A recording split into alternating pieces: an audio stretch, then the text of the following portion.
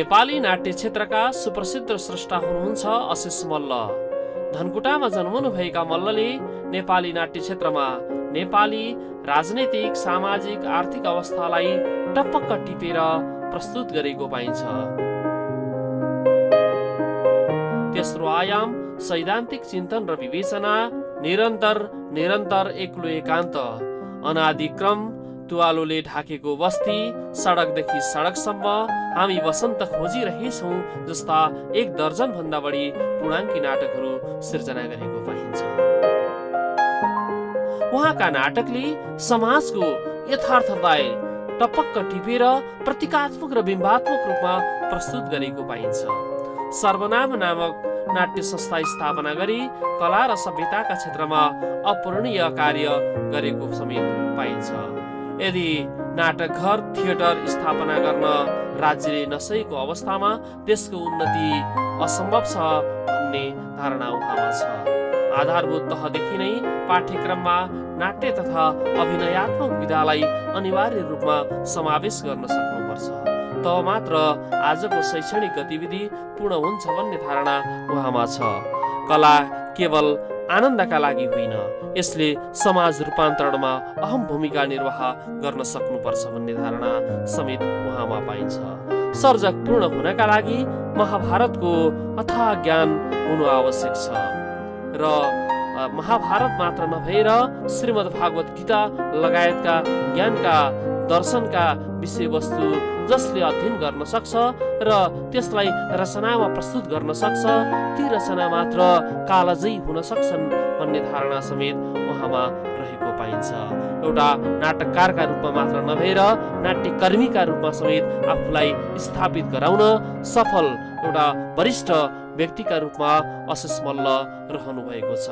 राज्यले यस्ता स्रष्टाको उदात्त धारणालाई समेटेर अगाडि बढ्न सक्नुपर्छ र उहाँ जस्ता व्यक्तिहरूले दिएको सुझाव र सल्लाहलाई राज्यको मूलधारमा समेट्न सक्यौं भने देशको विकास अवश्यमेव सम्भव छ। राष्ट्र, राष्ट्रियता, सभ्यता र संस्कारको सङ्गम बागमती टेलिभिजन। समादरणीय दर्शकबिन, कार्यक्रम सभ्यतामा स्वागत छ। म माधव भुसाल।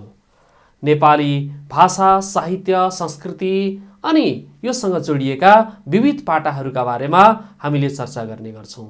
आफ्नो सभ्यतासँग जोडिएका सकारात्मक पाटाहरूलाई हामीले कार्यक्रममा प्रोत्साहन गर्छौँ भने नकारात्मक पाटाहरूलाई जसरी हुन्छ त्यसलाई निरुत्साहित गर्नु हाम्रो एउटा मुख्य अभिष्ट रहेको छ। आजको कार्यक्रममा लामो समय आफूलाई नाट्य क्षेत्रमा समर्पित गर्नुहुने वरिष्ठ नाट्यकार अशेष मल्ल हामी माझ हुनुहुन्छ। उहाँलाई आजको कार्यक्रममा स्वागत गरौँ। नमस्कार। नमस्कार। आराम हुनुहुन्छ? एकदमै आराम छु। भनिन्छ अशेष मल्ल जुनसुकै विकृति, विसङ्गति अथवा जुनसुकै तन्त्रहरूका बारेमा खुलेर नाटकका माध्यमबाट प्रस्तुत गर्ने एउटा विशिष्ट नाट्यकारका रूपमा रहनुहुन्छ। तर पछिल्लो समय यो अहिलेको राजनीतिक अवस्थालाई देख्दा देख्दै पनि कुनै पनि नाटकका माध्यमबाट प्रस्तुत गरेको पाइँदैन कि अलिकति सुस्ताउनु भएको हो तपाईँ? पटक्कै होइन, पटक्कै होइन। यो अब एक त के भने कोरोनाले 2 वर्षदेखि थलियौँ हामीहरू। त्योभन्दा अगाडि एउटा मेरो अर्को कुरुक्षेत्र भन्ने नाटक 1 महिना चलेकै हो यो देशको परिस्थितिको बारेमा। र यो बिचमा चाहिँ यो कोरोनाको त्यो यो दुई समयमा चाहिँ के भयो भन्दा एक त म आफै कोरोनाले थलिएँ 2 पटक र अध्ययनमा चाहिँ एकदम व्यस्त भएँ। म अध्ययन र लेखनमा भनौँ न, स्वाध्ययनमा बढी मात्रामा, अध्ययन र लेखनमा पनि म धेरै व्यस्त। प्रकाशनको पाटो अलिकति बाहिर रह्यो। अब प्रकाशनमा म चाहिँ जाँदैछु, केही कृतिहरू प्रकाशोन्मुख छन्। हजुर। अब भनेपछि अशेष मल्ललाई धेरै स्रष्टा, सर्जक, दर्शकले एउटा नाटककारका रूपमा मात्र नभएर एउटा अभिनयकर्ताका रूपमा पनि अथवा नाटकका हरेक पाटाको ज्ञान भएको अथवा विविध अङ्गहरूका बारेमा ज्ञान भएको एउटा वरिष्ठ व्यक्तिका रूपमा पनि लिने गरेको पाइन्छ। यो विषय अत्युक्ति त होइन होला सायद? यो अत्युक्ति नै हुनुपर्छ। मलाई जब विदेशमा नाटक लिएर जान्छु अनि मलाई त्यहाँ प्रश्न गर्छ थिएटरको कुन स्कुलमा पढेको कुन कलेजमा पढेको भन्छ। अनि मैले भन्छ नेपालमा एक त थिएटरको स्कुलै छैन र मैले कुनै थिएटरको कलेजमा पढेको भनेन। मैले त एउटा साहित्यको विद्यार्थी हुँ, म थिएटरको विद्यार्थी होइन। तर के भने यो ज्ञान भन्नुहुन्छ नि, यो हाम्रो सन्दर्भमा यो चाहिँ अनुभवको स्कुलमा पढेको भन्छु म। अनुभवले नि सिकायो। भनेपछि ज्ञान भन्ने कुरा अनुभवबाट प्राप्त हुने के यसको लागि अनुभवजन्य विषय हो। यसको लागि तपाईँलाई म अलिकति उदाहरण दिन्छु। युरोपतिर एउटा डाइरेक्टरले नाटक डिरेक्सन गर्नु पर्यो भने उसको लागि सम्पूर्ण कुराहरू त्यहाँ प्राप्त छ। यहाँ त युरोपका विश्वविद्यालयमा अथवा त्यहाँका थिएटरहरूमा गएर विविध किसिमका नाटकका विविध पाटालाई लिएर एउटा अध्यापन गर्ने काम पनि गर्नुभयो अथवा त्यसलाई सिकाउने एउटा लामो समयको अनुभव पनि यहाँमा रहेको छ। हजुर, त्यही अब उनीहरूको र हाम्रो सन्दर्भ नै फरक छ होइन। हजुर, सन्दर्भ फरक छ। मैले त्यो के भने उनीहरू एउटा चाहिँ हरेक दृष्टिले समृद्ध छ। हामी अभावमा हाम्रो थिएटर नाटक गर्छ, अभाव नाटक। अनि मैले भन्ने गर्छु तिमीहरूले स्टेजमा नाटक गर्दाखेरि केही पनि प्रयोग गर्दैनौ, केही पनि राख्दैनौ, तिमीहरू त्यो एक्सपेरिमेन्ट गर्छौ, प्रयोग गर्छौ। मैले पनि राख्दिनँ। फरक के छ भन्दाखेरि तिमीहरूसँग छ राख्दैनौ, हामीसँग छैन, अनि बाध्यताले हामी राख्दैनौँ। आखिर एउटै अवस्था एउटै हो, हामीसँग छैन। अर्थात् हामी अभावमा हामीले आफ्नो जीवन गुजार्यौँ, अभावमा थिएटर गऱ्यौँ र त्यो अभावले हामीलाई धेरै चिज सिकायो।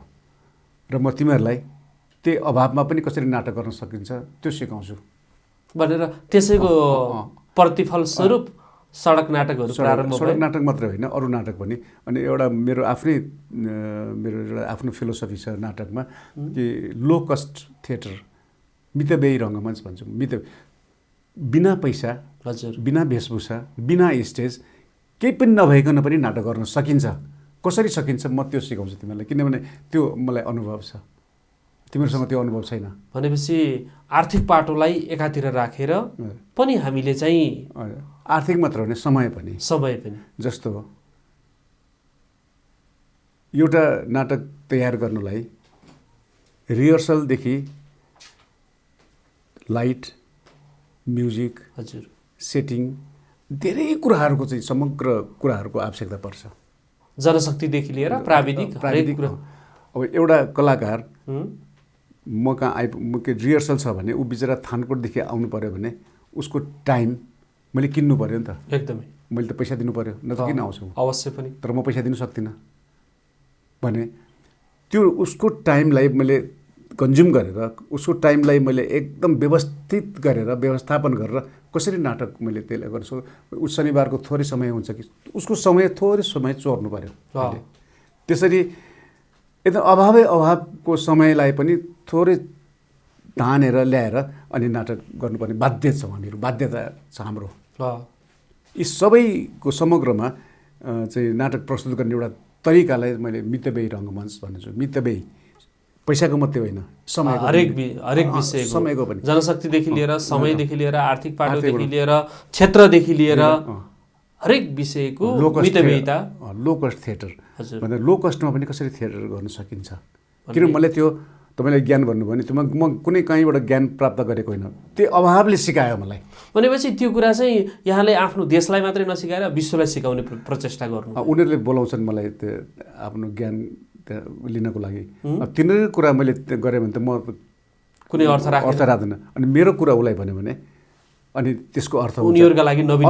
अर्को कुरा के छ भने हाम्रो पूर्वीय जुन दर्शनै पर्याप्त छ, अथाह छ, जुन चाहिँ हामीले नाटकमा यो थिएटरमा प्रयोग गर्न सक्छौँ। तर यहाँ त्यस्तो भन्नुहुन्छ, प्रारम्भिक चरणमा त यहाँ त अलिकति नास्तिक हुनुहुन्थ्यो अथवा त्यति यो पूर्वीय दर्शन अथवा सभ्यता अथवा यो किसिमको हाम्रो हिन्दू दर्शन अनि त्यस पछाडि यहाँका गीता, महाभारत लगायतका कुराहरूमा प्रति त यहाँको प्रारम्भिक चरणमा त त्यस्तो आस्था देखिँदैन त, रचनाहरूमा पनि त्यो किसिमको अवस्था पाइँदैन। अब त्यो एकदम ठिक भन्नुभयो। हजुर, अब अहिले त्यो युवा उमेर थियो, अलिकति अहम पनि थियो होइन। हजुर, र म नेवारको छोरो, हेर्नुहोस्, मेरो संस्कृत ब्याकग्राउन्ड होइन।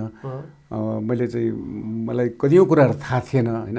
जति म भित्र बस्दै गएँ हामीसँग त अथाह रहेछ, भण्डार रहेछ। अनि तर फेरि यसमा तपाईँले अहिले भर्खर भन्नुभयो नि यो पूर्वीय दर्शन भन्ने बित्तिकै एउटा धर्मसँग चाहिँ जोडिन्छ नि। म त्यो धर्म म मान्दिनँ होइन, मलाई त्यसको चासो छैन। किनभने हामीसँग जति कुराहरू छन् त्यसको चाहिँ निस्कोल निकाल्दाखेरि, त्यो दर्शनको निस्कोल निकाल्दाखेरि त्यहाँ मानवतासँग सम्बन्धित कुराहरू धेरै कुराहरू पाएँ। अनि कसले कुन नजरले हेरेको छ भन्ने कुरा हो। हुन्छ, त्यो पनि हुनसक्छ होइन। र यो त के भने जीवन बाँच्ने एउटा नाटक मात्रै होइन, जीवन बाँच्ने एउटा तरिका हामीसँग प्रशस्त रहेछ। त्यो हेर्नुहोस्, त्यो म तपाईँलाई एउटा उदाहरण दिन्छु। म विभिन्न यो रोगले थलिएँ, धेरै रोगले थलिएँ। अब तपाईँले कुराहरू कोटिहाल्नुभयो भने होइन। र धेरै रोगले थलिएपछि म दिल्लीमा 50-51 सालतिर मेरो 2-3वटा अपरेसन भयो। अनि अब क्यान्सरकै अवस्था पनि, क्यान्सर त नभनौँ, त्यो एउटा त्यस्तैको चरण थियो। अनि ठुल्ठुलो अपरेसन गर्नु परेपछि जीवनप्रति नै एउटा निराशा जस्तो आएको थियो। र एक दिन म दिल्लीमा एउटा हस्पिटलको बेडमा सुतिरहेको थिएँ, मेरो सेलाइन लगाएको थियो। र त्यो हस्पिटलमा भोलिपल्ट मेरो ठुलो अपरेसन थियो। निराश भएको बेला अनि एउटा पत्रिका पढ्दै थिएँ अचानक। त्यो पत्रिकामा के देखेँ भने, जहाँ विज्ञानको सीमाको अन्त्य हुन्छ त्यहीबाट अध्यात्म सुरु हुन्छ, साई बाबा लेखेको थियो।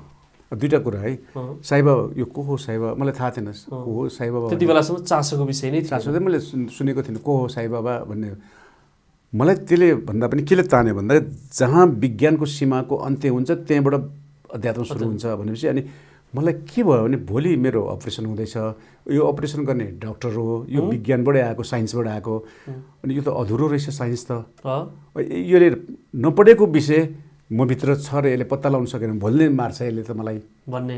यो त विज्ञान त एकदम अपूर्ण रहेछ। त्यसपछि के हो त, वाट इज अध्यात्म, के हो अध्यात्म भनेको के हो, मलाई क्लिक गर्यो। त्यो क्षण यस्तो थियो कि जसले मलाई मेरो होल जिन्दगी नै एउटा नयाँ मोडतिर। भनेपछि त्यो साई बाबाको भनाइप्रति चाहिँ फेरि विश्वास गर्नुभयो ज्यादै। मलाई त्यसले अत्यन्त तान्यो। र त्यसपछि अध्यात्म के हो त खोतल्न मन लाग्यो। अनि त्यो खोतल्ने क्रममा हामीसँग त पूर्वीय दर्शनहरू कहिले पनि त्योतिर गएको थिएनौँ, म विशेष गरेर होइन। त्यसपछि गौतम बुद्धका कुराहरू, अनि विपश्यना ध्यान हेर्नुहोस्। त्यसपछि के भयो भने, मैले विपश्यना ध्यानमा गएँ म। र विपश्यना भनेको साक्षी भावले आफूलाई हेर्नु, अरू के पनि होइन। विशेष तरिकाले आफूलाई हेर्नु। अनि अरूले के पाए थाहा छैन, मैले चाहिँ के पाएँ भने, जब आफूलाई हेर्दै जाँदाखेरि त्यहाँ सासलाई हेर भन्छ नि, गौतम बुद्धको त सासलाई हेर्ने, सासलाई हेरेर भित्र सेन्सेसनहरू हेर्ने भन्दा। अनि यो भरत मुनिको नाट्यशास्त्रमा नवरसको जुन चर्चा छ, नवरस यो एउटा अभिनेताले 9वटा रस निकाल्नुपर्छ होइन। कहिले क्रोध निकाल्यो, श्रृङ्गार, हास्य, विभिन्न रौद्र, यसरी निकाल्यो। तर भरत मुनिले 9वटा रसको त चर्चा गर्नुभएको छ, तर ती रस कसरी निकाल्ने भन्ने कुरामा उहाँ चुक्नु भएको छ। रस परिपाकको अवस्थाको कुरामा चाहिँ चुक्नु। किनभने क्रोध निकाल्ने भन्दा दाँत किर्ने, मुठी बजार्ने भन्छ, यो त बाह्य कुरा भयो। बाहिरी त्यो त बाहिर देखावटी, बाहिर शारीरिक क्रिया मात्रै भयो। तर अन्तर आफैले इमोसन जागृत गरेर कसरी गर्ने, उहाँ बेविचारी भाव अन्तर्गत परे भनेर चाहिँ त्यो नाट्यशास्त्रमा कतै पनि उल्लेख छैन। विपश्यना ध्यान गर्दै जाँदाखेरि जब मैले सास हेर्दै जाँदा, सासमा भित्र चाहिँ विभिन्न भावहरू हुँदाखेरि क्रोध पनि यहीँ रहेछ, ईर्ष्या पनि यहीँ रहेछ, करुणा पनि यहीँ रहेछ, हास्य पनि यी भित्र रहेछ नि त, हामी भित्रै छ नि त। अनकन्सियस माइन्डमा त्यो त बसिरहेको छ भन्दाखेरि आफूलाई हेर्ने क्रममा मैले त्यो एउटा देख्ने अनुभव गरेँ मैले कि भित्र यी छ। भनेपछि त्यसलाई एउटा एक्टरले, एउटा कलाकारले ध्यानको माध्यमबाट, श्वासको माध्यमबाट आफूलाई चाहिने रस त ल्याउन सक्दो रहेछ त्यहाँभित्र पुगेपछि। र त्यहाँभित्र जुन भाव, आफैभित्र रहेको भावलाई कसरी प्रकट गर्ने भन्दाखेरि त सरल माध्यम रहेछ ध्यानको माध्यमबाट। ध्यानको भनेको श्वासको माध्यमबाट, सासको माध्यमबाट हामी त्यो भावको गहिराइमा पुग्न सक्दो रहेछौँ। त्यो त गौतम बुद्धले 2600 अगाडि भनिसकेको रहेछ। हामीले त्यो नहेरेर कहाँको मार्क्स माओ अनेक दर्शन पढ्न थाल्यौँ। गौतम बुद्धकोलाई त फुत्त फालेको रहेछौँ हामीहरूले। नजिकको तीर्थ हेला रहेछ, त्यहीँभित्र रहेछ अभिनयका कुराहरू रहेछ। जीवन दर्शन मात्र होइन, नाटकहरू थिएटरका ती अथाह कुराहरू त गौतम बुद्धभित्र रहेछ। अष्टाङ्ग मार्गभित्र, अष्टाङ्ग योगभित्र, अष्टाङ्ग पतञ्जलिको अष्टाङ्ग योग, गौतम बुद्धको अष्टाङ्ग मार्ग र भरत मुनिको नवरस, यति पढेपछि संसारको के पनि पढ्नुहुन्न भन्ने मैले चाहिँ निष्कर्ष निकालेँ। भनेपछि त्यसमा विविध विषयहरू समाविष्ट भएको छ अथवा जीवनशैली नै त्यहाँनिर सारा जीवन के छैन। अष्टाङ्ग मार्गमा गौतम बुद्धको अष्टाङ्ग मार्ग अपनाउने हो भने, गौतम बुद्धको अष्टाङ्ग मार्ग त मलाई के लाग्छ भने संविधान जस्तो लाग्छ। र त्यसलाई जीवनलाई तर अहिलेका नेताले त संविधान त फेरि पालना छ, अर्कै कुरा। र जीवनलाई कसरी के अरे व्यवस्थित बनाउने भन्ने कुरा अष्टाङ्ग योगले, पतञ्जलिको अष्टाङ्ग योगले सिकाउँछ। ती रहेछ नि त, हामीसँगै रहेछ। अनि त्यसपछि नवरस भरत मुनिको, त्यो पनि तेस्रो चौथो शताब्दीमा, जब कि विश्व अमेरिका भनेको देशै थिएन त्यति बेला भरत मुनिले परिकल्पना गरे। जति बेला विश्वमा चाहिँ कैयौँ देश थिएन त्यति बेला गौतम बुद्धले चाहिँ सासलाई हेर, सासको माध्यमबाट चाहिँ हामी सुखी हुन्छ। 4 आर्य सत्य, 4 आर्य सत्यको चाहिँ कन्सेप्ट, त्यो के अरे त्यो अवधारणा 2600 वर्ष अगाडि त भइसकेको रहेछ नि। अब यहाँलाई मैले जोड्न चाहेँ, अब यो वेदका 4वटा वेद त छन्। अब यहाँ नाटकका क्षेत्रमा लामो समय काम गर्नुभएको छ, एउटा अनुभव पनि लामो छ र नाटकलाई एउटा फरक सिद्धान्तबाट अगाडि लिएर जाने एउटा अभियन्ताका रूपमा पनि यहाँ हुनुहुन्छ। त्यो र नाटकलाई भरतमुनिदेखि लिएर भामहदेखि लिएर हरेक विद्वानहरूले यो पञ्चम वेदका रूपमा लिएको पनि पाइन्छ है। अब पञ्चम वेद नै, 5औं वेदका रूपमा नै नाटकलाई अरू साहित्यका अरू विधालाई नदिएर यसलाई दिनुको मुख्य आशय चाहिँ के होला? मुख्य आशय के छ भन्दाखेरि, हजुर, यो नाटक सबै विधाभन्दा यो उपल्लो विधा हो, जसलाई हामी लाइभली आर्ट भन्छौँ, जीवन्त कला। किनभने कविताभित्र कविता मात्रै हुन्छ, उपन्यासभित्र उपन्यास मात्रै हुन्छ, चित्रकलाभित्र चित्रकला मात्रै हुन्छ, सङ्गीतभित्र सङ्गीत मात्रै हुन्छ।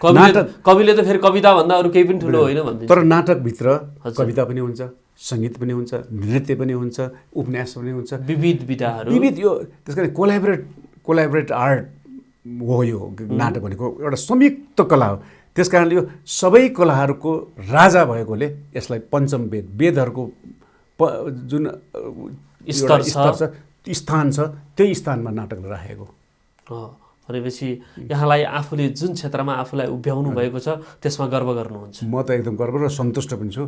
यो ईश्वरले मलाई यो एउटा जिम्मा लाएर पठाएको जस्तो मलाई अनुभव गरिरहेको छु आजकल। लाग्छ नाटकहरू पछिल्लो समय अलि हेर्ने दर्शकहरूको सङ्ख्या अलिकति कमी हुन गयो, यो के होला? यो कारण कमी होइन, बढिरहेछ, बढेको छ। जब नाटक गर्ने घरहरू खुल्छन्, हजुर, घरहरू हुन्छन्, अनि नाटक हेर्छन् नि। तर किन राज्यले त्यसमा ध्यान दिएन? तर यहाँहरू जस्ता व्यक्तिले त फेरि सर्वनाम नामक एउटा नाट्य थिएटर नै स्थापना गर्नुभयो, जो विशुद्ध एउटा स्वार्थरहित किसिमले आफैले स्थापना गर्नुभएको छ। हजुर। र यो तर राज्यले अलिकति चासो नदिँदाखेरि कता कता छुँदैन आफूलाई? होइन, त्यो मैले छुँदैन, पटक्कै छुँदैन। तपाईँ के गर्नु, यो राज्यले त एउटा जीवनजल खुवाउन सकेको छैन त्यो राज्यले, अनि थिएटरलाई पैसा दिन्छ र बनाउँछ भन्ने त्यो कल्पना नगर्नुहोस् न तपाईँ। म त के भन्छु भने, राज्य त्यो जीवनजल खान नपाएर मान्छे मरिरहेको छ, तपाईँ जीवनजल खुवाउनुहोस्, थिएटर आफै गर्छौँ है। सिटामोल पाएका छैनन्, सिटामोल पाएका छैनन्, होइन। र यो जहाँसम्म यो थिएटरको कुरा छ, हजुर, यो चाहिँ के हो भने, मलाई जहिले पनि के लाग्थ्यो भने, जुन सहरमा थिएटर र आर्ट ग्यालरी छैन त्यो असभ्य सहर हो। युरोपतिर कुनै नयाँ सहरको परिकल्पना गर्नु पर्यो भने इन्जिनियरले पहिलो त्यहाँ थिएटर र आर्ट ग्यालरीको परिकल्पना गर्छ, किन सभ्यताको पहिलो आधार भनेको नाटक, थिएटर र आर्ट ग्यालरी, त्यो कला संस्कृति साहित्यहरूको, होइन। त्यो परिकल्पना गरेपछि नि अरू चिज, अनि हरेक युरोपको गल्ली गल्लीमा चाहिँ थिएटर हुनुको चाहिँ कारण त्यो प्राचीन कालदेखि नै त्यहाँको पहिचान त्यसले झल्काउँछ। हामी कहाँ छैन। एउटा विदेशी कोही आयो भने केवल सगरमाथा मात्रै होइन नि, हाम्रो त केवल बुद्ध मात्रै होइन नि, यहाँको कला, यहाँको संस्कृति, हाम्रो यहाँको थिएटर, मानिसका हरेक विविध गतिविधि, दिनचर्यादेखि लिएर हरेक पाटाहरू चाहिँ हाम्रो पहिचानसँग त्यो हेर्ने ठाउँ पनि छैन। हजुर, कस्तो यो के अरे सहर, अरू जिल्लाको कुरा नगरौँ, राजधानी जस्तो ठाउँमा छैन। यहाँ राजधानी जस्तो ठाउँमा चाहिँ गभर्मेन्टले एउटा किन परिकल्पना गर्दैन, किन सोच्दैन, या नगरपालिकाले किन सोच्दैन? जहिले पनि मलाई त्यो लाग्थ्यो यिनीहरूले सोचोस् नसोचोस्, म चाहिँ एउटा त्यो मेरो महत्त्वाकांक्षा, फेरि यत्रो ठुलो महत्त्वाकांक्षा, म जस्तो एउटा सामान्य होइन। एउटा गौरवमय संस्था सर्वनाम नामक त्यत्रो संस्था स्थापना गर्नुभयो, तर हुँदो रहेछ एउटा व्यक्तिले चाहँदैमा त हुँदो रहेछ।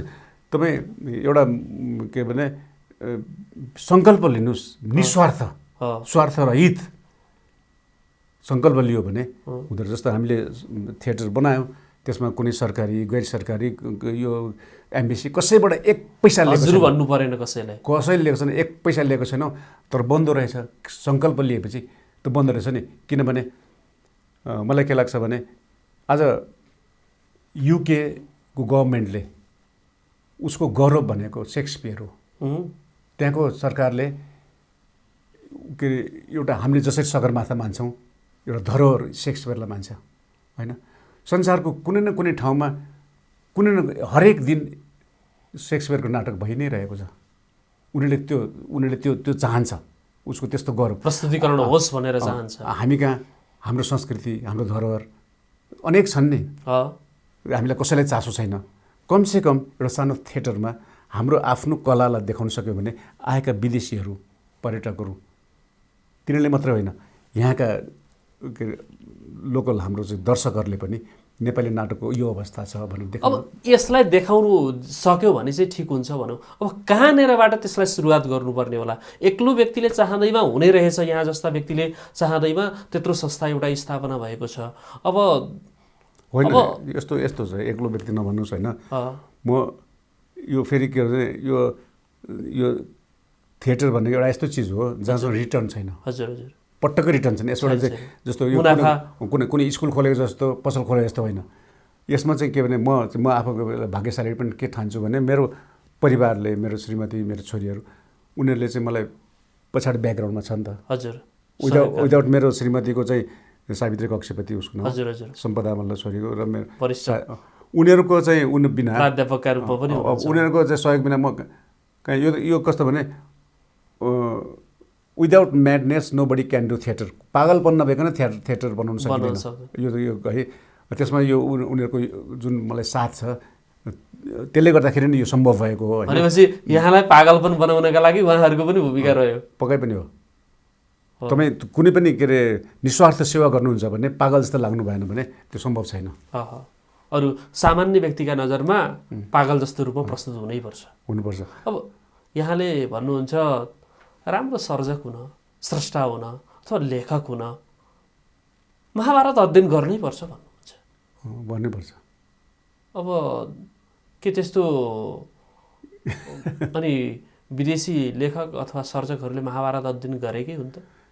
हेर्नुहोस्, म तपाईँलाई भनौँ, पिटर ब्रुक विश्वका महान नाटककार र निर्देशकमध्ये एकजना, उनले पनि महाभारत यो ग्रन्थलाई नाटकमा बनाएर विश्व प्रसिद्ध 2 घण्टाको नाटक छ उनको। महाभारत भन्ने विश्व प्रसिद्ध नाटक छ, इङ्ग्लिसमा छ। उनले पनि महाभारतलाई नाटकको रूपमा पिटर ब्रुक जसले बनाए। म चाहिँ महाभारत के भन्छु भने हाम्रो प्रत्येक लेखकहरूले महाभारत यदि पढेन भने उसको लेखन चाहिँ अधुरो हुन्छ भन्छु। कारण के भने चाहे उपन्यासमा होस्, चाहे कथामा होस्, चाहे महाकाव्यमा होस्, चाहे खण्डकाव्यमा होस्, चाहे नाटकमा होस्, चाहे सिनेमामा होस्, चाहे सामान्य लेखै लेख्न किन नहोस्, हामीलाई चाहिन्छ के भन्दाखेरि विषयवस्तु, त्यो कथावस्तुलाई, त्यो कथावस्तुको जुन विकास क्रम छ नि, कथालाई विकास गर्ने आरोह रूपमा चाहिँ त्यो विकास क्रममा चाहिँ सबभन्दा महत्त्वपूर्ण कुरा भनेको त्यहाँ कथानकको द्वन्द्व। त्यो द्वन्द्व जुन स्टोरीको डेभलपमेन्ट हुन्छ, त्यो डेभलपमेन्टमा द्वन्द्व चाहिन्छ, कन्फ्लिक्ट चाहिन्छ। द्वन्द्व पनि 2 प्रकारको हुन्छ, आन्तरिक द्वन्द्व र बाह्य द्वन्द्व। त्यो बाह्य द्वन्द्व र आन्तरिक द्वन्द्व, बाह्य द्वन्द्व भनेको शारीरिक द्वन्द्व हो, आन्तरिक द्वन्द्व भनेको साइकोलोजी, मनोवैज्ञानिक रूपको द्वन्द्व। त्यो कुरो महाभारतको कथामा हेर्नुहोस्, महाभारतको कथामा हर क्यारेक्टरहरू, महाभारतमा प्रत्येक चरित्रहरूको डेभलपमेन्ट यसरी गरिएको छ।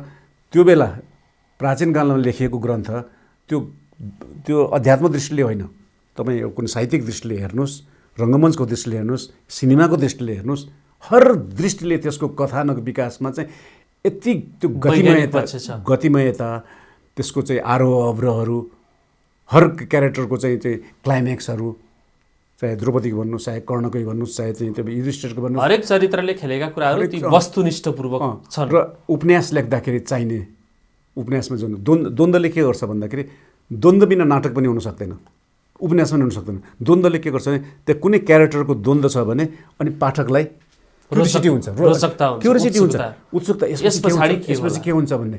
त्यो कुरा महाभारतमा जति छ नि संसारको कुनै पनि ग्रन्थमा छैन। त्यसरी क्यारेक्टर डेभलप गरेको छ, भनेपछि त अद्भुत छ। पूर्वीय सभ्यता संस्कृति अनि त्यहाँ त विश्वलाई पढाउन मिल्ने एउटा त्यो पाठ रहेछ। म अनि त्यस कारणले हाम्रो प्रत्येक साहित्यकार भाइ बहिनीहरूलाई पनि के भन्छु भने विश्वका धेरै किताबहरू पढ, त महाभारत र गीता चाहिँ पढ्न नछोड है भन्छु कि। यो दुईवटा कुरा, गीता पढेपछि जीवनको दर्शन पाइन्छ अनि महाभारत पढेपछि लेखनको टेक्निक पाइन्छ। आखिरी श्रीकृष्ण रहेछ त्यो अर्कै पाटो हो। म यो पाटोले भन्ने खोजेको होइन, त्यो धार्मिक पाटो नभएर त्यो धार्मिक पाटोलाई छोडिदिनुहोस् तपाईँले कि त्यसको नाटकै पाटोबाट जाँदाखेरि कथानक रूपमा हेर्नुहोस् नाटक। त्यो धर्मको अब त्यसलाई हेरेर फेरि यो हेर्नुहोस्। म त यही सन्दर्भमा के भन्ने, धर्म भनेको मेरो फेरि अर्कै छ। धर्म र अध्यात्ममा चाहिँ के छ भने यो धर्म भनेको कस्तो भयो भने धर्म चाहिँ राजनीति भयो अनि मलाई अध्यात्म र धर्म फरक छ कि जस्तो लाग्छ। अध्यात्म भनेको चाहिँ म भन्ने तत्त्व चिन्ने होइन। यो धर्मले चाहिँ के गर्दछ भने यो अहम जन्माउँदछ। म हिन्दू, म मुस्लिम, म चाहिँ के अरे बुद्ध बौद्धिस्ट भन्छ धर्मले।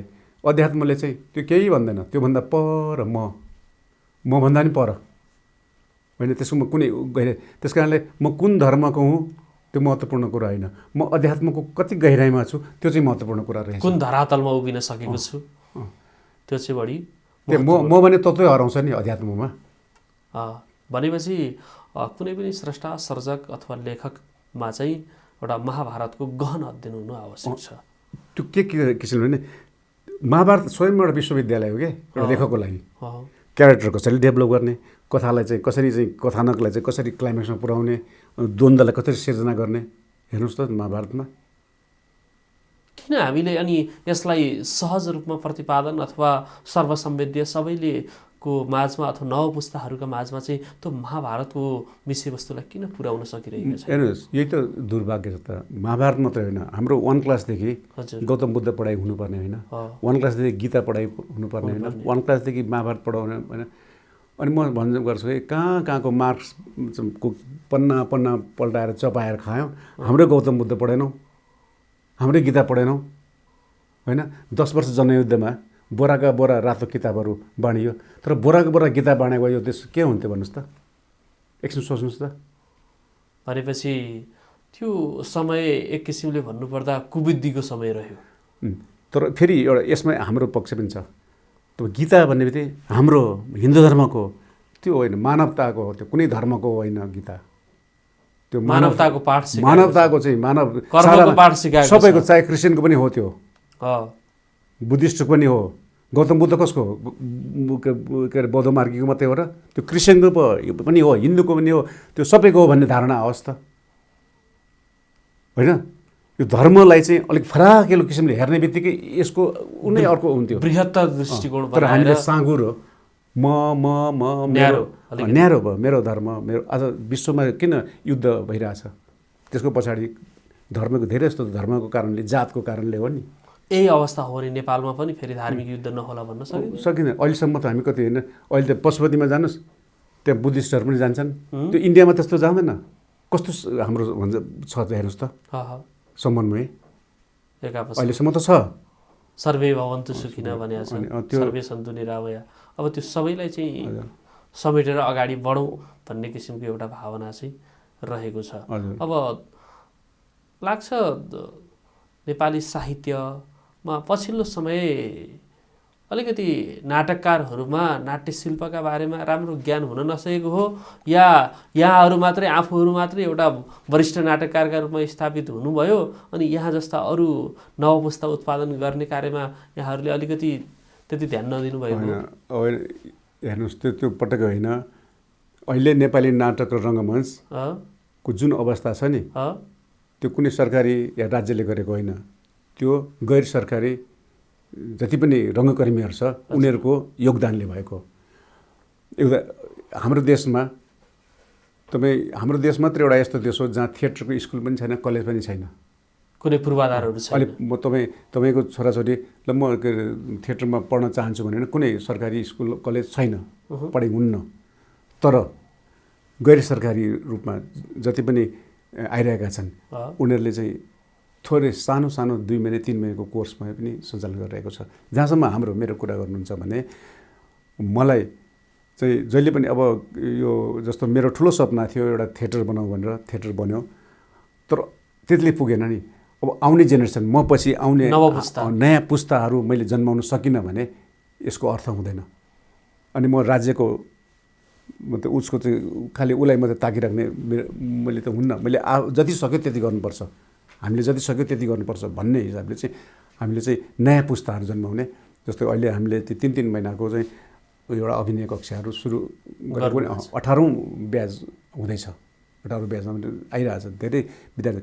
मेरो एउटै मात्रै उद्देश्य के भन्दाखेरि आफूले पाएको ज्ञान चाहिँ उनीहरूलाई दिन सक्यो भने भविष्यमा उनीहरूले रङ्गमञ्चको चाहिँ धरोहरलाई थाम्न सक्छ।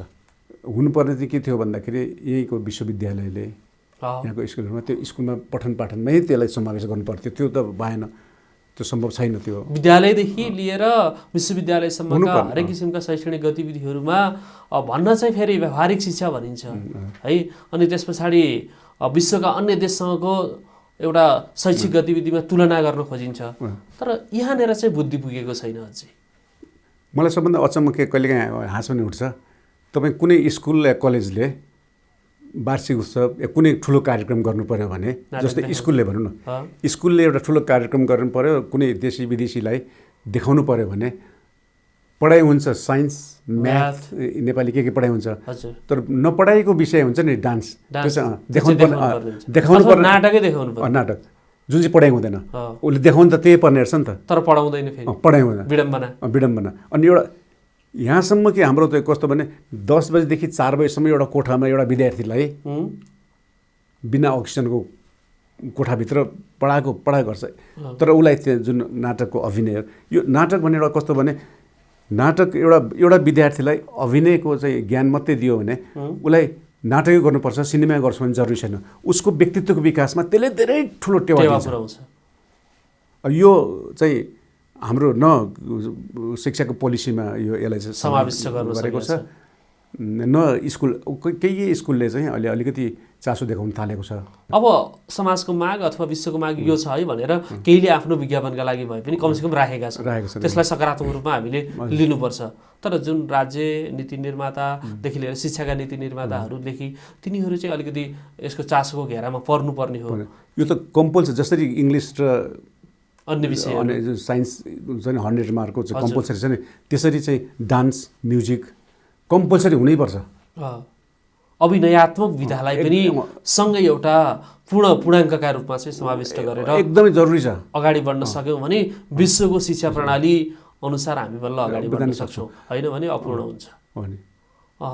अब लाग्छ यहाँका धेरै नाटकहरू अलिकति प्रतीकात्मक हुने गर्छ। टुवालोले ढाकेको बस्ती आफैमा त्यस्तो प्रतीकात्मक शीर्षक छ। हामी वसन्त खोजिरहेछौँ, प्रतीकात्मक छन्। अब शीर्षक के सहज बनाउँदाखेरि त्यति बेला हामीलाई नाटक मञ्चन गर्न दिँदैन थियो। यो बडो तपाईँले यति राम्रो कुरा उठाउनु भयो। जति बेला मैले नाटक यहाँ त्यो हाम्रो पञ्चायतको एकदम चरम तानाशाहीको एउटा चरम त्यो अवस्थामा हामीले नाटक गर्नु पर्दाखेरि त्यो बेला कस्तो थियो भने सबभन्दा पहिले त त्यहाँ अञ्चलायज कार्यालयमा स्टुडियो कार्यालयमा हाम्रो स्क्रिप्ट दिनु पर्थ्यो, उसले सेन्सर गर्थ्यो। सेन्सर गरेर एउटा चाहिँ 40 पेजको नाटक थियो। त्यति ज्ञाता हुन्थ्यो त्यहाँ कहाँ हुन्छ, त्यो खरदार मुखियाले हेर्ने हो। अनि उसले जस्तो एउटै भनेर मेरो समाप्त असमाप्त हुने नाटक थियो, त्यहाँ चाहिँ मैले चाहिँ ईश्वरमाथि एउटा क्यारेक्टरले ईश्वरलाई मुद्दा लाउँछ, किनभने उसको आमा मर्छ, आमालाई चाहिँ ईश्वरले मारिदिएको, त्यस कारणले ईश्वरमाथि मुद्दा दिन्छु भन्ने त्यो एउटा कथा छ। सिडिओ अफिसमा के भने यो ईश्वर भनेको चाहिँ राजालाई भनेको भनेर त्यो नाटक गर्नै दिएन, ब्यान्ड गरिदियो। अब त्यस्ता मूर्खहरू थिए कि त्यतिबेला। अनि बुझ्दैन थिए हाम्रो नाटक ठाडै सिधा लेख्यो भने त्यहाँ चाहिँ सेन्सर भइहाल्थ्यो सेन्सर गर्ने मात्रै होइन पुलिसले लिएर जान्थ्यो अनि मैले हामी वसन्त खोजिरहेछौँ भने हामी प्रजातन्त्र खोजिरहेछौँ भन्ने त कुरा आउँदैन थियो सिधै प्रजातन्त्र भन्दाखेरि दुईवटा कुरा एउटा चाहिँ साहित्यले एउटा प्रतीक खोज्छ बिम्ब खोज्छ साहित्यले कला खोज्छ त्यसको लागि हो अर्को कुरा चाहिँ यिनीहरूसँग बच्न पनि अनेक प्रतीकहरू बिम्बहरू चाहिँ दिन जरुरी थियो त्यसले अब अहिले सोच्दाखेरि हाँस उठ्छ होइन त्यो समयको मागले गर्दा नै त्यसलाई एक त बिम्ब हुनैपर्छ आर्टमा चाहिँ बिम्ब भएन भने त त्यो फिक्का हुन्छ अनि त्यसले गर्दाखेरि अनि एउटा अर्को कुरा के मैले जहिले पनि के लाग्थ्यो भने मैले जब नाटक सुरु गरेँ त्यति बेला मेरो अगाडि एउटा पहाड जस्तो हिमाल जस्तो बालकृष्ण शर्मा हुनुहुन्थ्यो उहाँको अगाडि त म त केही पनि फुच्चे नाट्य सम्राट भनेर अनि उहाँसँग कम्पिटिसन गर्नुपर्ने अवस्था थियो नि त त्यो बेला गर्दाखेरि उहाँभन्दा भिन्दै भएर नाटक लेखेन भने त म कसरी के अरे अगाडि बढ्नु सक्छु फरक धारमा उभिएरै लेख्नु पर्यो एकदम फरक धार होइन भने त म जस्तो फुच्चे त कहाँ हराउँथ्यो होइन उहाँलाई च्यालेन्ज दिएको होइन तर उहाँ त भिन्दै त हुनु पऱ्यो नि उहाँकै फलो त गर्नु भएन एउटै बाटोबाट जाँदा त त्यो गर्दाखेरि सायद होला के अरे अनि अर्को कुरा के भने नि म त धनकुटाको मान्छे हेर्नुहोस् हजुर काठमाडौँ आएँ म यहाँ पढ्न मेरो पढ्नभन्दा पनि मेरो चाहिँ के भने यहाँ आएर नाटक गर्ने साहित्यकार भन्ने एउटा त्यो महत्त्वाकांक्षाले यहाँको पारिवारिक पृष्ठभूमि त एउटा व्यापार व्यवसायसँग सम्बन्धित एउटा जोडिएको अनि काठमाडौँमा आएपछि यहाँ अब नाटक गर्नलाई तपाईँको हल चाहियो पैसा चाहियो अनेक चिज चाहियो सामग्री चाहियो फेरि यो एउटा के एक व्यक्तिले गर्ने कविता लेखे जस्तो होइन एउटा टिम चाहियो एउटा कोठामा बसेर एउटा टेबलमा बसेर कविता लेखे जस्तो होइन अब धनकुटाको एउटा मान्छे एउटा सानो एउटा युवक यो काठमाडौँ आएर यत्रो ठुलो सहरमा त्यो पनि बालकृष्ण शर्मा जस्ता विजय मल्ल जस्ताहरूको चाहिँ अगाडि त्यो कसरी टिक्न सक्छ र होइन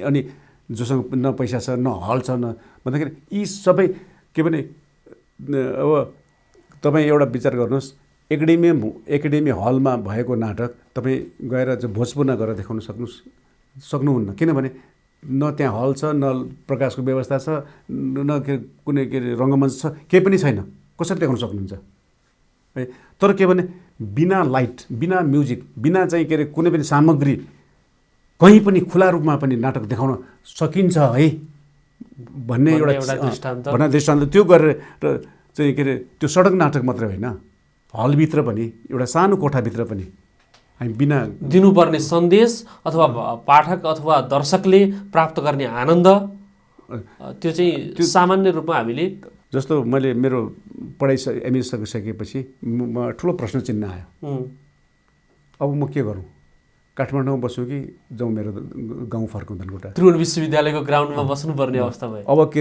यहाँ बसौँ मेरो त भनेको रङ्गमञ्चमा नाटक गर्ने के नाटक निर्देशन गर्ने अभिनय गर्ने लेख्ने त त्यसको लागि त हल चाहियो पैसा चाहियो त्यसको मसँग त केही पनि छैन सर्टिफिकेट लिएर कयौँ घन्टा टोलाएर अशेष मल्ल त्रिभुवन विश्वविद्यालयको चौरमा बस्यो भन्ने पनि समाचार आउँछ एकदम बसेँ अब धनकुटा जाउँ अब त्यहाँ गएर ठुलोमा ठुलो भयो भने त्यो प्रधान पञ्चमा उठ्ने त्योभन्दा त त्यो के गर्न सक्ने थिएन यहाँ गरौँ कसरी गर्न सक्ने त्यो एउटा ठुलो एउटा चाहिँ प्रश्न चिन्ह थियो तर मलाई रात दिनको चिन्तनले के चाहिँ दियो भने आखिरमा नाटक भनेको के हो नाटक भनेको हाम्रो चाहिँ नाटक भनेको चाहिँ विभिन्न परिभाषा जुन हामी पढाउँछौँ ती सबै मिथ्या रहेछ म आफैलाई के लाग्यो भने नाटक भनेको त एक्सप्रेसन अफ इमोसन रहेछ भावको प्रकटीकरण हो नाटक हो मैले मेरो भाव प्रकट गर्नलाई मलाई के लाइट चाहिन्छ म्युजिक चाहिन्छ ठुल्ठुलो के अरे जही पनि यही पनि गर्न सक्छु यही कुर्सीलाई नै गरेर चाहिँ मैले जस्तो के एकछिन मानिलियो जस्तो मानिलियो अहिले के अरे जस्तो पानी परेको छैन होइन अहिले पानी एकदम पानी परेको कस्तो पानी परेको सबै भिज्यो बल्ल पानी थामियो सकिन्छ नि यही पनि न पानी परेको छ न के गरे भन्दाखेरि हाम्रो बडी हाम्रो शरीर हाम्रो मानव शरीर हाम्रो ईश्वरले हामीले यस्तो चिज दिएको छ हाम्रो भावलाई प्रकटीकरण गर्न हाम्रा यो जति शरीरका विभिन्न अङ्गहरू छ अङ्गलाई हामीले चाहिँ सही रूपमा परिचालन गर्न सक्यौँ भने राम्रो अभिनय गर्न सक्दो रहेछौँ त्यसको लागि स्टेज पनि चाहिँदैन यही यो त अहिले स्टेज त थिएन भन्दाखेरि हर चिज हामीले बडीबाट चाहिँ एक्सप्रेसन गर्न सक्छौँ बडी मुभमेन्ट गर्न सक्छौँ भन्दा म किन धनकुटा जाने यहीँ गर्छु यहीँ बस्छु म आफैमा पूर्ण छु मलाई पैसा नभए पनि नाटक गर्न सक्छु भन्ने जुन मेरो भित्रको चेतना अन्तर्हृदयले भन्यो। त्यसले गर्दाखेरि यहाँ टिक्न सकेँ काठमाडौँमा। नेपाली भाषा साहित्य संस्कृति विशेष गरेर हाम्रो सभ्यता अलिकति यो कुरा चाहिँ यहाँका नाटकमा अलिकति कमी भएको हो। खालि राजनीतिक विषयवस्तुले अलि बढी मात्रामा प्रश्रय प्राप्त गर्न खोजेको हो त्यो होइन होला। हजुर। तर के भने यसको म के भन्छु भने नि तपाईँलाई एकछिन रोग लाग्यो, कुनै रोग लाग्यो, हजुर, जस्तो नाक चिलायो, हामी नाकमा औषधि छर्छौँ नि, एकदमै। तर त्यसको रुट कज कहाँ हो भन्नेतिर जाँदैनौँ। चुरो कुरा कहाँ छ, आँप फल्यो भने, आँपमा किरा लाग्यो भने त्यो आँपमै चाहिँ औषधि छरेर हुँदैन, त्यो रुट कजमा जानुपर्छ। त्यो जरामा हालेपछि अनि बल्ल त्यो हुन्छ। र अहिले हाम्रो देशमा अहिले मात्रै होइन, यो विगत कयौँ दशकदेखि हामीको अभाव छ, महिला हिंसा छ, यहाँ चाहिँ के सामाजिक विडम्बना अनेक कुराहरू छ नि। यसको रुट कज के हो त, यसको मूल तत्त्व के हो त भन्दाखेरि जसले जे भन्यो भने यसको मूल तत्त्व भनेको राजनीतिक अस्थिरता हो। निश्चय राजनीतिले नछोएको विषयवस्तु कुनै पनि छैन। राजनीतिक अस्थिरता हो होइन। यहाँ गरिबी छ त्यसको कारण राजनीति, यहाँ अशिक्षा छ त्यसको कारण राजनीति, यहाँ चाहिँ विसङ्गति छ त्यसको राजनीति कहिले पनि स्थिर भएन। कारण चाहिँ त्यो राजनीति भयो।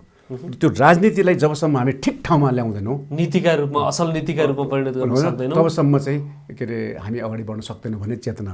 म एउटा उदाहरण दिन्छु। 46 सालको जब 46 सालमा चाहिँ परिवर्तन भयो, प्रजातन्त्र आयो, अनि कृष्णप्रसाद भट्टराई प्रधानमन्त्री हुनुभयो। एक दिन कृष्णप्रसाद भट्टराईले विभिन्न सेक्टरका मान्छेहरूलाई उहाँले चाहिँ बोलाउनु हुन्थ्यो र एक दिन चाहिँ मलाई पनि बोलाउनु भयो। बोलाएर अनि उहाँले के भन्नुभयो भने म अहिले पनि याद छ मलाई, उहाँ प्रधानमन्त्री हुनुहुन्थ्यो। अनि हेर बाबु, हामीले राजनीतिमा हामीले एक फड्को अगाडि बढ्यौँ, प्रजातन्त्र आयो, उहाँले हातै यसो गर्नुभयो, राजनीति यहाँ आयो तर समाज यहाँ छ, यो समाजलाई यहाँ ल्याएर राजनीति यो सँगसँगै नलग्न जासम्म हाम्रो राजनीति टिक्दैन, प्रजातन्त्र टिक्दैन भन्नुभयो उहाँले। त्यो लगाउनलाई समाजका विभिन्न सेक्टरले आफ्नो योगदान गर्नु पर्यो। अब तिमी त सडक नाटक पनि लेख्छौ, सडक नाटकबाट चाहिँ गाउँ गाउँमा चेतना फैलाऊ बाबु भनेर मलाई त्यसै भन्नुभयो। हेर्दाखेरि सानो कुरा थियो, हुन्छ कृष्णजी भन्ने भएर आएँ म। हेर्नुहोस् त्यो एउटा उहाँको त्यो दर्शन के मलाई त्यो अहिले पनि आउँछ। किन राजनीतिको रूपमा हामीले विभिन्न पाउनुपर्ने सुविधाहरू पायौँ तर समाजलाई त्यहाँसम्म हामी ल्याउन सकेनौँ। र मेरो नाटकमा जति पनि विषय, मेरो नाटक राजनीति मात्र होइन, हरेक विषयमा म लेख्छु। तर त्यसको चुरो भनेको जुन राजनीतिक अस्थिरता छ त्यसप्रति व्यङ्गी प्रहार गर्नु अथवा त्यसलाई सचिनुपर्छ है भन्ने सन्देश दिनु त्यो रह्यो। मलाई मेरो एउटा अस्ट्रेलियन एउटा कलाकार साथी छ जोन भन्ने, उसले एक दिन यही प्रश्न गरे कि तेरो देशमा यस्तो राम्रो हिमाल छ, यस्तो पहाड, यस्तो चाहिँ सुन्दरता छ, त खालि राजनीति मात्र नाटक लेख्छस् किन भनेर सोधेँ कि तँलाई थाहा छैन अभाव पीडा देखि एउटा लेखक के त्यो हिमालको वर्णन गर्न सक्दैन बाबु। तेरो देश र हाम्रो देशमा चाहिँ यति भिन्नता छ कि त बुझ्दैनस् नै। हामीले हामी गरिब छौँ, किन अभाव छ, किन विसङ्गति छ, तिमी बुझ्दैनौ भने कि त्यसलाई हामी कार्यक्रमको अन्तमा पनि छौँ र यहाँलाई एउटा सोध्नै पर्ने प्रश्न पनि हुन्छ। अब अशेष मल्ल जस्तो एउटा स्रष्टा हामीले प्राप्त गर्नु र हाम्रो टेलिभिजनले प्राप्त गर्नु यो एउटा गौरवको विषय पनि हो। र अशेष मल्ललाई नेपाली सभ्यता केमा छ जस्तो लाग्छ? हेर्नुहोस्, हाम्रो आइडेन्टिटी भनेको हाम्रो संस्कृति हो, भाषा होइन। हाम्रो परिचय भनेको भाषा होइन, परिचय भनेको हाम्रो संस्कृति हो, गौरवमय संस्कृति। हाम्रो जस्तो संस्कृति त नि विश्वमा कतै पनि छैन जस्तो लाग्छ मलाई। धेरै टाढै जानु पर्दैन, यही भक्तपुर जानुहोस्, यही पाटन जानुहोस्, तपाईँ युरोपमा हजारौँ मिल जानुहोस्, उस्तै घर, उस्तै मान्छे, उस्तै सभ्यता, उस्तै संस्कृति पाइन्छ। हाम्रो हरेक 2 किलोमिटरमा अर्कै के अरे संस्कृति, अर्कै मान्छे, अर्कै भाषा, अर्कै वातावरण, अर्कै होइन। एक ठाउँमा जाउँ, त्यही बुटोलमा जाउँ, गर्मीले धपधप हुन्छ, 1 घन्टा माथि जान चिसो हुन्छ, स्वेटर लाउनुपर्छ। कस्तो हाम्रो आइडेन्टिटी, हाम्रो संस्कृति, हाम्रो परिवेश, हाम्रो पर्यावरण। एकजना हाम्रा अध्येताले पनि भन्दै हुनुहुन्थ्यो, म नेपालमा तीनचोटि कपडा फेराइदिन्छु एकै दिनमा भन्नुभएको थियो। अनि हिमालमा एउटा, पहाडमा एउटा, तराईमा एउटा, 3 घन्टाको फरकमा यस्तो के हामीसँग छ। र कल्चरमा, संस्कृतिमा हामी यति धनी छौँ नि, म एउटा तपाईँलाई भनौँ, मेरो साथी युकेबाट यहाँ चाहिँ नाटक देखाउन आएको थियो, ब्रिटिसको है, विदेशी। त्यो विदेशीलाई मैले भक्तपुरमा बिस्केट जात्रा हुन्छ नि, देखाउन लगेको थिएँ। त्यो हेरेकै भयो। त्यो बिस्केट जात्रामा त्यो नाच गान बाँसुरी बजाएको, अनि त्यो के अरे सिन्दुरहरू छरेको हेर्दा ऊ त छक्क परेर उसले मलाई के भन्यो भने, मभन्दा जेठो 2-3 वर्ष, उसले के भन्यो भने मलाई, मैले यो आँखाले जिन्दगीमा धेरै कुरा देखेँ, तर आज सर्वश्रेष्ठ चिज यहाँ देखेँ, थ्याङ्क यू तिमीलाई, कस्तो चिज यो भनेर, भक्तपुरको हेर्नुहोस् त। त्यत्रो अहोभाग्य उसलाई लाग्यो। अनि त त्यो अद्भुत त्यहाँ डान्स म्युजिक आर्ट के छैन, कल्चर अहिले पनि छ, मल्लकालदेखि चलिआएको। हेर्नुहोस् त्यस्तो त हामीसँग कति छ। त्यसैलाई त्यही हो सभ्यता। त्यसलाई बचाउन सक्यो भने हाम्रो आइडेन्टिटी, हाम्रो आफ्नोपन चाहिँ बच्छ।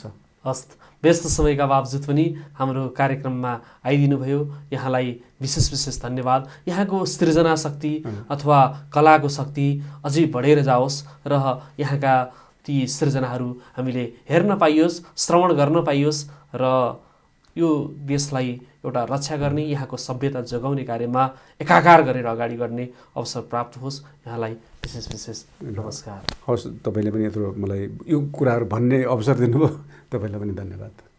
समादरणीय दर्शकवृन्द, हामी नेपाली भाषा, साहित्य, संस्कृति अनि सभ्यतासँग जोडिएका विविध पाटकका बारेमा हामी चर्चा गर्ने गर्छौँ। आजको कार्यक्रममा लामो समयसम्म एउटा नाट्य क्षेत्रमा नयाँ धारलाई अपनाएर नाटकमा सम्भावना नभएका क्षेत्रमा पनि सम्भावना छ है भनेर एउटा फरक कोण अथवा दिशा निर्देश गर्ने वरिष्ठ नाट्यकार, नाट्यकर्मी आशिष मल्ल हामी माझ हुनुहुन्थ्यो। आगामी अङ्कमा नयाँ विषय र प्रसङ्गका साथ उपस्थित हुने नै छौँ। तबसम्मका लागि टेलिभिजन परिवारलाई बिदा दिनुहोस्। नमस्कार।